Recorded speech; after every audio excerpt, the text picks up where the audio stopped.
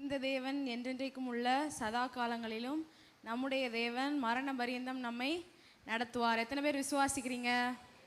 ஆமென். இப்போ தான் 2025 ஆரம்பித்த மாதிரி இருக்குது. அதுக்குள்ளே 10வது மாதத்துக்கு வந்துட்டோம். அப்புறம் இப்படின்றதுக்குள்ளே அடுத்து இன்னும் 2 மாதம் முடிஞ்சு கிறிஸ்மஸ் நியூ இயர் வந்துடும். அந்த உலகம் ரொம்ப வேகமாக ஓடிட்டு இருக்கிறதுனால நம்மளும் ரொம்ப வேகமாக எல்லா காரியங்களையும் செய்கிறதுக்கு முற்படுறோம்.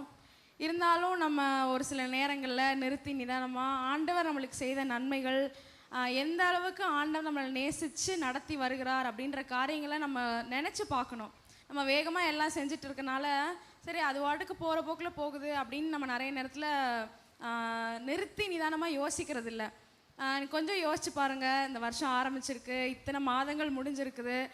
தேவன் நம்மளை நினச்சி எவ்வளோ அதிசயமாக நடத்தி வந்திருக்கிறார் அப்படின்னு நம்ம யோசித்து பார்த்தோன்னா நம்மளால் அதை நிறுத்தவே முடியாது. அவ்வளோ நன்மைகள் ஆண்டவர் நம்மளுக்கு செய்திருக்கிறார். வேதத்தில் கூட ஒரு வசனம் இருக்குது, மனுஷனை நீ நினைக்கிறதற்கும் மனுஷகுமாரனை நீர் விசாரிக்கிறதற்கும் அவன் எம்மாத்திரம். அப்போ நம்மளை ஆண்டவர் நினச்சிருக்கிறாரு, இந்த உலகத்தை படைச்ச ஆண்டவர் நம்மளை நினச்சி நம்மளை இவ்வளவாய் நடத்திட்டு வர்றாரு அப்படின்னு நம்ம நினச்சி தேவனுக்கு நன்றி செலுத்தணும். நன்றியுள்ள இருதயத்தோடு இருக்கணும்.